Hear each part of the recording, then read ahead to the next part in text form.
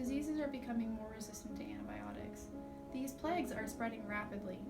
So in order to protect yourself for the zombie apocalypse, you want to make sure that you have all the right equipment.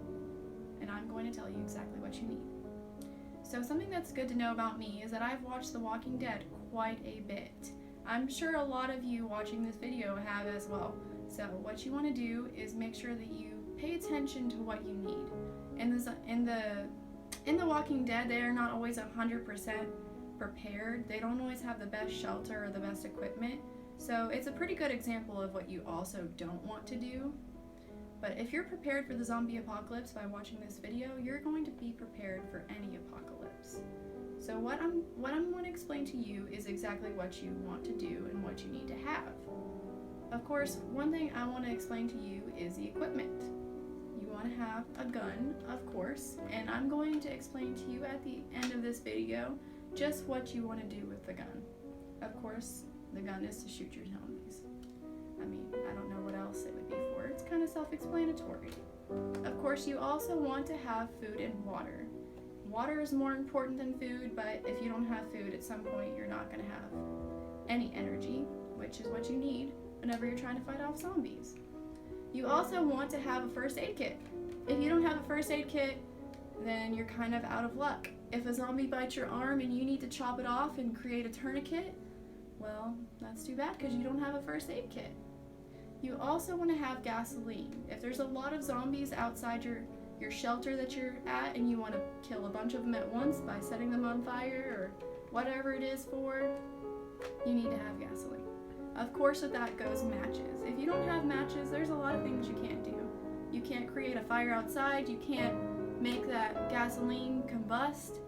You also can't cook your food, so that's something you definitely want to have. Another thing is you want to be very prepared at all times. But I'm going to get to that a little bit later. And that's going to go with this gun, of course. I will be demonstrating that at the end, like I said. You also want to have a great shelter.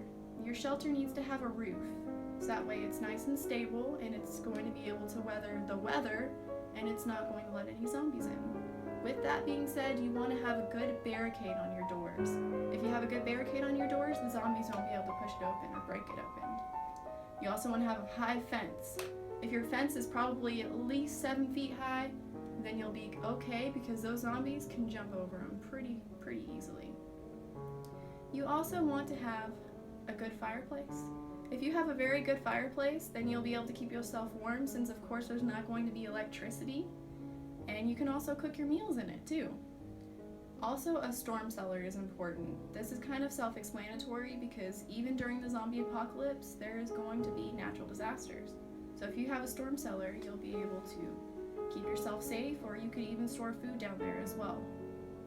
With that being said, I'm going to describe to you what you need to do to be prepared. The number one thing I'm going to say is get enough sleep, because if you haven't got enough sleep, you won't be able to fight off the zombies, you're not going to be focused, and it's just going to impair everything that you're doing. Of course, that's not always 100% possible, but do it at the best time. You also want to eat at every moment you have. If you're able to eat whenever you can, then you'll be okay because you'll be able to keep those engines running while you're fighting off the zombies. Another thing that's important to know is you want to always keep a lookout for your exits. And that's another thing. Make sure that your house or your shelter always has lots of exits, windows, doors, everything. Always be looking for your exits. Always have an escape plan. Don't go in anywhere, any store, any place without some kind of a plan. Also, try to practice. Try to plan for things. So if you're trying to kill a zombie, make sure you've been practicing your shooting. That's very important. So, with all these things being said, I want you to keep all of them in mind because if you are able to survive the zombie apocalypse, then you might actually be able to see your grandchildren live. And that's something you probably really want. So, what I'm going to show you is where you want to shoot your zombie, and that's right in the head.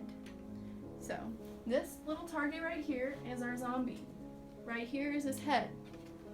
So, cock your gun back. I'm sure it's probably not going to be a Nerf gun, but that's okay. And then go ahead and aim real well, right in the head.